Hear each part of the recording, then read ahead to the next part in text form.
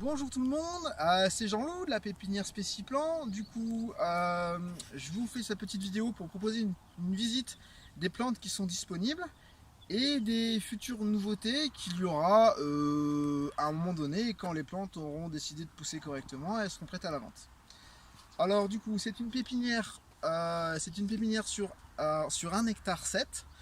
Donc je suis en Sud Ardèche, limite avec le Gard. Je suis à côté, donc je suis sur la commune de Bannes. Je suis donc pas très loin de Vallon-Pont d'Arc. Ceux qui connaissent Vallon-Pont d'Arc, je suis à peu près une demi-heure, 3/4 d'heure de Vallon-Pont d'Arc.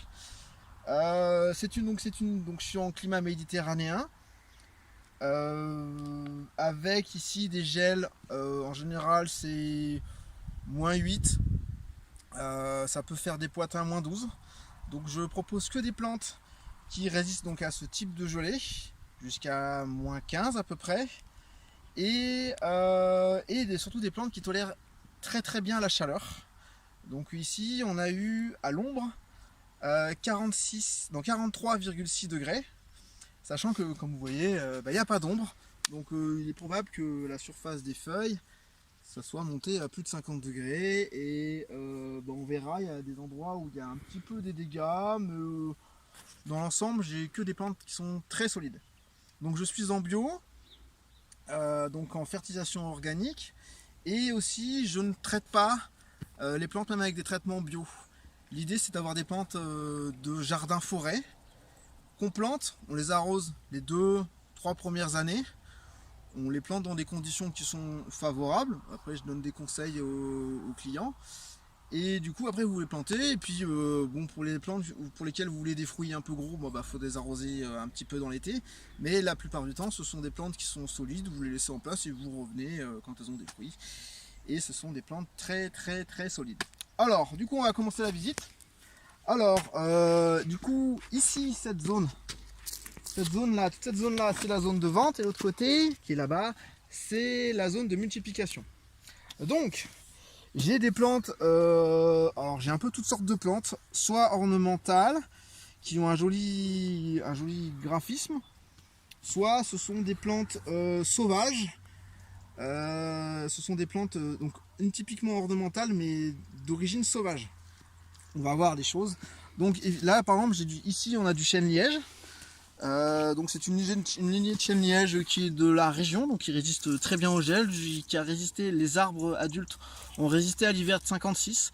Donc l'idée c'est de mettre du chêne liège, ce serait une alternative pour les châtaigniers dans les zones de plaine, surtout dans la région. Là on est donc en Ardèche avec donc la fameuse châtaigne d'Ardèche, mais dans les zones de plaine le châtaignier souffre de la sécheresse estivale, et du coup il n'y a plus de zone de production, notamment pour ce qu'on appelle la précoce d'évance, où voilà, là, on peut plus vraiment la cultiver. Du coup ce serait une alternative pour faire du liège et par exemple mettre des cochons sous les chênes lièges dans les zones où il y avait du châtaignier, parce que c'est un arbre de sol acide.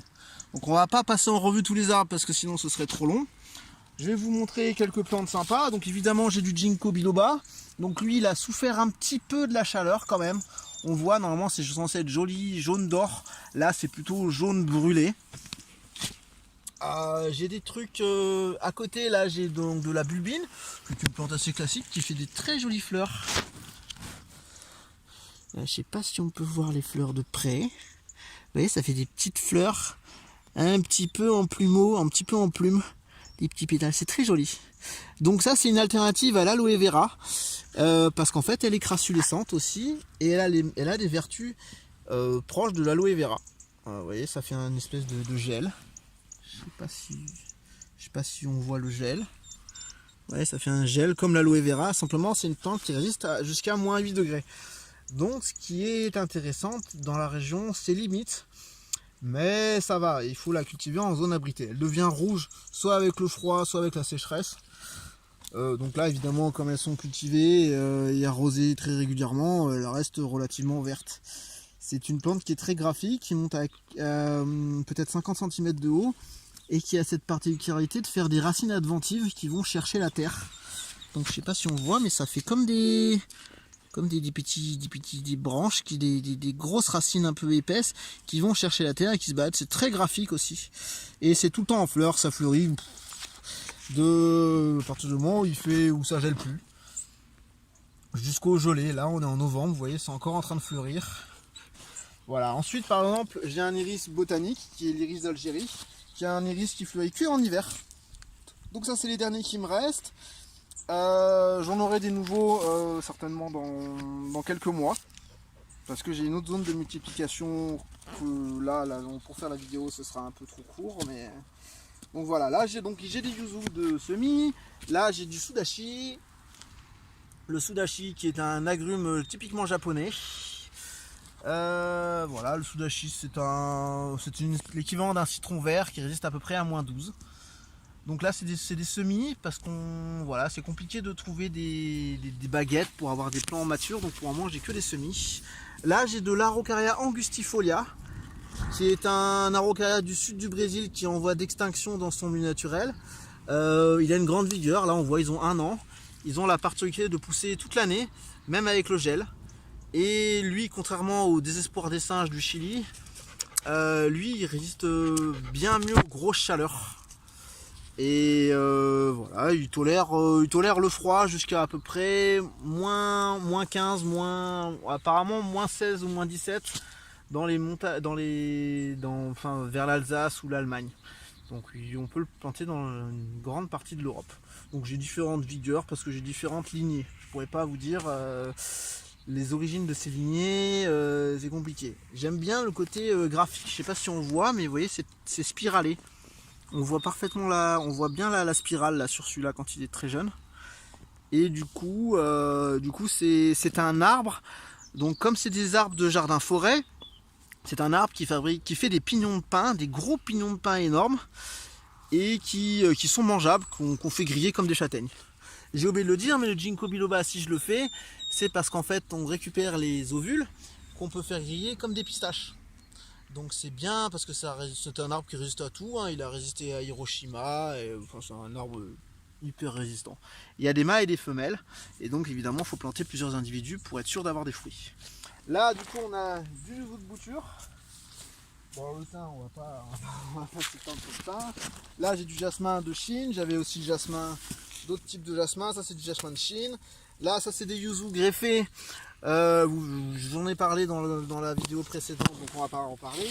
Ça c'est de l'ornemental pur, c'est une misère qui résiste au gel jusqu'à à peu près -8, -10. Là ça c'est un pélargonium, c'est le pélargonium bourbon, mais c'est une lignée qui résiste assez bien au gel. Ça aime pas la neige et le froid humide, mais voilà, ça tolère -5, -8. J'ai évidemment de la verveine, ça on n'en parle pas. Là ici c'est les porte-greffes d'agrumes. J'en vendais, maintenant j'en vends plus. Quand j'organiserai des stages de greffage, on greffera notamment sur ces arbres là. Et les personnes pourront repartir avec des yuzu ou des ichang lemon greffés sur ce type d'arbre. Voilà. Là c'est du bérose. C'est une lignée de bérose qui résiste assez bien au gel. C'est une grande croissance, c'est très beau. On appelle ça le faux poivrier bérose. Voilà, il résiste bien, ça a une grande vigueur. C'est seulement la partie aoûtée en bas qui résiste au gel correctement, donc -8. Le reste, faut le protéger les premières années. Après, comme ça a une énorme vigueur, ça pousse de plus d'1 mètre par an, voire 2 mètres par an. Donc une fois qu'il est implanté, il n'y a pas vraiment de problème. Ensuite, bon, là, ça ce sont des plantes plus classiques. Qu'est-ce que j'ai Ah oui, là c'est un autre type de porte-greffe pour les agrumes. C'est ce qu'on appelle le Citrumilo 4475. C'est un hybride de Poncirus et d'un Pomelo. L'idée c'est d'avoir un arbre beaucoup plus vigoureux. Bon, c'était un essai, ils ont pas mal. Là c'est du semis et à côté c'est des boutures. L'idée c'était d'avoir des arbres plus gros plus rapidement. Bon, je trouve qu'il est un peu plus vigoureux que ma lignée de Poncirus. Franchement, il est vigoureux, mais il n'est pas exceptionnel. Peut-être qu'il aurait fallu que je le mette dans des pots plus grands. Bon, on verra. On verra ce qu'il en est, notamment l'aptitude au greffage. L'idée c'est d'avoir des arbres qu'on peut greffer très facilement, qui ont une bonne tolérance au greffage. Et en fait les greffons, enfin, ça n'avorte pas, le greffage n'avorte pas. Qu'est-ce que j'ai qui est sympa? Là je suis en train de faire, alors j'aime bien les conifères de l'hémisphère sud ou les conifères de zone pluviale. Donc ça par exemple c'est du Calocedrus décurrens. C'est un conifère qui pousse notamment en Colombie-Britannique, donc au Canada. Ça résiste très bien à la chaleur. Il faut savoir que je crois qu'il y a 2 ans en Colombie-Britannique ils ont eu 49 degrés à l'ombre. Donc ça résiste très bien à la chaleur. Donc c'est vrai que c'est plutôt chaleur humide. Même si chez nous il tolère très bien le soleil, vous voyez là il est en plein soleil, c'est pas mal. Et il a l'avantage d'être en situation forestière, d'avoir un port pleureur absolument magnifique. Après en plein soleil, c'est vrai qu'il ressemble un petit peu à un tuya. Mais voilà, lui il a la particularité justement de pas brûler face au feu bactérien. Donc il a une souris écorce, ça pousse à peu près aussi vite que le tuya, peut-être. Du coup c'est une alternative au tuya si on veut faire c'est un arbre de plein vent magnifique. Ensuite on va aller par là, alors j'ai qu'est-ce qui est intéressant? Voyons voir. J'ai du caroubier, j'ai une lignée de caroubier, donc c'était l'arbre avec lequel on fait la farine de caroube, et la graine c'est le fameux cara qui servait en unité de mesure. Donc voilà, c'est du caroubier. Là l'idée c'est d'avoir une lignée résistante assez bien au gel, parce qu'en général c'est plutôt -5, -8. Donc là c'est des essais, j'en ai d'autres que je rempote petit à petit. La croissance n'est pas des plus vigoureuses, j'arrive pas à faire comme les pépinières au Maroc où direct en une année ils ont des arbres qui font 30-40 cm. Bon vous voyez, moi c'est pas ça. Bon après j'ai pas de serre, tout est en extérieur, tout subit le vent, le froid, les grosses variations de température, donc forcément les plantes sont certes solides, par contre la croissance est pas des plus vigoureuses. À côté j'ai l'orme classique. Donc là j'avais repéré un orme qui avait résisté à la graphiose, qui était pas mort, qui était gros, assez gros, d'un beau diamètre. Donc l'idée c'était de proposer de l'orme d'Europe, l'orme champêtre, résistant à la graphiose. Donc je suis en train de voir ce que ça donne. Pour le moment la graphiose arrive quand il est beaucoup plus grand. Donc voilà, c'était des essais, c'est une alternative. Voilà, c'est pour faire de la haie champêtre. C'est très sympa. C'est un arbre qui a des utilités. C'est un arbre qui est très dur, donc on s'en servait pour faire, il me semble, les mécanismes en bois, les poulies, les mécanismes de moulin, des choses comme ça. Alors ensuite, nous avons voilà, ça c'est du tamaris. Alors le tamaris, lui, j'ai 2 sortes de tamaris. J'en ai un qui a les feuilles vert bleu comme ça. C'est un arbre qui résiste à tout, jusqu'à -20 degrés, au sel. Donc ça pousse au milieu des salicornes dans son milieu naturel. Au plein soleil, au vent. Il n'y a pas grand chose aux inondations. Du coup, voilà, il n'y a pas grand chose qui peut le tuer, sauf peut-être l'ombre. Il ne pousse qu'en plein soleil et dans des terrains assez superficiels, ingrats. Du coup il sert, moi je le propose pour une alternative, pour faire du broyat de bois, c'est-à-dire comme ça a une grande vigueur, on le coupe régulièrement et on le broie pour faire en place. Ce genre d'arbre, moi j'aime bien, je trouve ça pas mal parce que ça se dégrade très vite. Le feuillage, déjà c'est ornemental si on ne le taille pas pour faire du broyat, le feuillage est assez joli. Et ça fleurit tout l'été celui-là, et j'en ai un autre qui fleurit que le printemps, qui a donc beaucoup plus de vigueur. Mais bon, il est un peu différent, mais il est encore plus solide lui. Vous voyez, il est encore beaucoup plus, ils ont le même âge, mais voilà, il a une vigueur énorme. Là, lui il a traversé la bâche, il veut plus passer. Ça c'est des boutures de l'année. Donc c'est du couturage de l'année, donc vous voyez, en une année, un petit rameau de 10 cm, ça nous donne directement un grand arbre de plus d'1 mètre, alors qu'il n'y avait pas de racines. Donc je vous laisse imaginer quand vous avez un arbre adulte en pleine terre, voilà, ça peut vous faire des immenses rameaux magnifiques à tailler régulièrement ou pas, hein, c'est comme vous voulez, pour faire du broyat de bois. Alors ensuite, évidemment, j'ai du mûrier blanc, qu'on peut tailler en tétard ou pas. Là, c'est du mûrier, c'est une autre sorte de mûrier. Voilà, et là c'est l'automne, oui, c'est le mûrier platane, celui-là. Donc franc de pied. Là, j'ai une lignée de palmiers dattiers qui résiste très bien au gel. Voilà, c'est le dattier Ajoie. Je cherche des dattiers qui pourraient donner des fruits en zone tempérée, mais il me semble que la lignée qui est la plus recherchée, elle est plutôt en Afghanistan. Et c'est un peu compliqué de récupérer des dattes d'Afghanistan. Voilà, ça fait 30 ans que c'est compliqué et je pense que ce sera encore compliqué pendant longtemps. Ensuite, j'ai des bromeliacées qui restent au gel, ça c'est de l'ornement, c'est très joli mais c'est de l'ornement. Ensuite là j'ai mes derniers jujubiers, c'est le fameux jujubier de Provence, ce qu'on appelle la chichourle. Voilà, donc l'expression fente de chichourle, si je me trompe pas, c'était les enfants des rues qui avaient rien à manger, ils mangeaient le chichourlier, les fruits du chichourlier. Donc c'est un arbre, alors ça c'est les derniers, ils seront pas à vendre avant juin de l'année prochaine. Voilà, c'est des boutures que j'ai fait dans le courant de l'été, là c'est l'automne, ils vont peut-être repartir ou pas, celui-là a l'air bien. C'est un arbre qui résiste parfaitement au sec, même condition de culture qu'un olivier, ça perd ses feuilles, c'est un petit peu tortueux. Ça fait des petits aides quand ça pousse. Le feuillage est utilisé en médecine et ça fait un fruit qui est proche de la datte. On appelle ça aussi le dattier de Chine. Ça a un goût entre la datte et le pruneau. Ça a un fruit long comme ça, avec un noyau central un peu allongé. Franchement, ça ressemble à une datte. Ça sèche très facilement, il suffit de les mettre à plat. Voilà, ça sèche tout seul. On peut le conserver. C'est un fruit sec.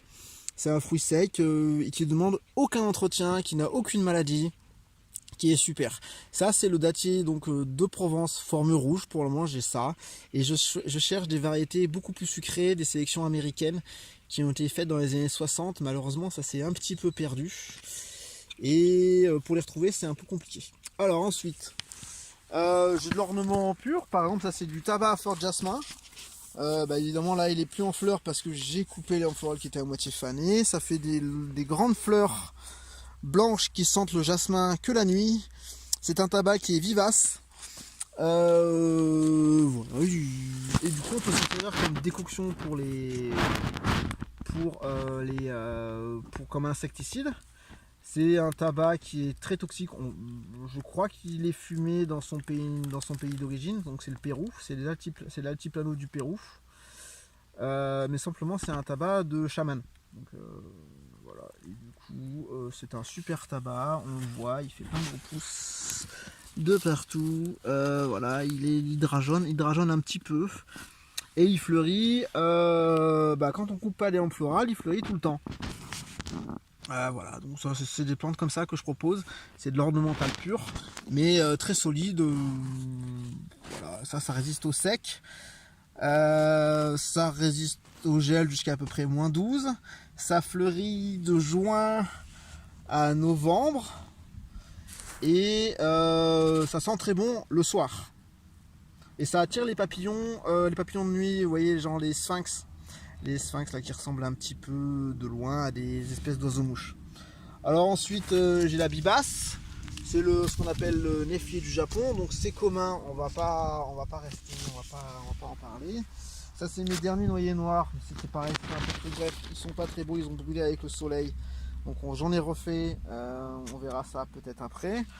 Ça c'est de la flouvodorante, c'est une herbe résistante à la sécheresse. Qui aime bien les sols sableux superficiels ingrats. Vous voyez, si vous avez par exemple des endroits où vous avez que du chien-dent qui pousse et que vous voulez autre chose à la place, il y a cette herbe là, ça sent très bon. C'est ce qu'on appelle la flouvodorante, ça sent super. Bon, évidemment on peut pas montrer l'odeur sur la vidéo. Donc ça sent, c'est l'arôme, c'est la coumarine. C'est un arôme très particulier. Évidemment, normalement je fais sentir, mais là on peut pas. Ensuite, par exemple, j'ai de l'iris nain. qui est une forme sauvage, c'est un iris de garrigue. Là il est adulte, ça fait une grosse fleur d'iris classique. Mais ça fleurit soit en janvier, de janvier à mars, suivant la chaleur ou l'absence de froid. Donc j'ai la forme jaune et puis j'ai la forme violette. C'est deux formes sauvages. Ça se ressème tout seul. Ça aime bien les sols très superficiels, les terrains de remblai, les choses comme ça. Donc c'est pas mal sur des vieux murs en pierre sèche ou l'endroit où vous avez votre allée avec du gravier, vous savez pas trop quoi en faire, vous voulez des petites plantes sympas. C'est des plantes qu'on peut pétiner, qui résistent très très bien à la chaleur, qu'on oublie et qu'on s'en rend compte. On se rend compte qu'elle est là quand elle est en fleur. Et après on la réoublie. Voilà, il n'y a rien à faire. C'est une plante sans maladie, sans parasites, sans rien. Bon du coup, comment ? Ça fait 20 minutes. Ça fait 20 minutes déjà. Ah bon bah on fera une autre vidéo pour la suite parce que c'est un peu long. Parce qu'il y a encore l'autre côté. Et du coup il y a plein de plantes sympas. Voilà, donc j'ai que des plantes particulières comme ça. Par exemple j'ai du kakifuyu. J'ai là-bas des porte-greffes. Là-bas il y a des yuzu, des petits yuzu semis. Et voilà, on va s'arrêter là parce que c'est un peu long. Merci d'avoir vu cette vidéo. Si ça vous intéresse, vous mettrez des commentaires si vous voulez la suite de la visite de la pépinière. Sinon, vous pouvez passer voir. Et j'adore papoter plantes. Et merci d'avoir regardé cette vidéo et puis bonne journée.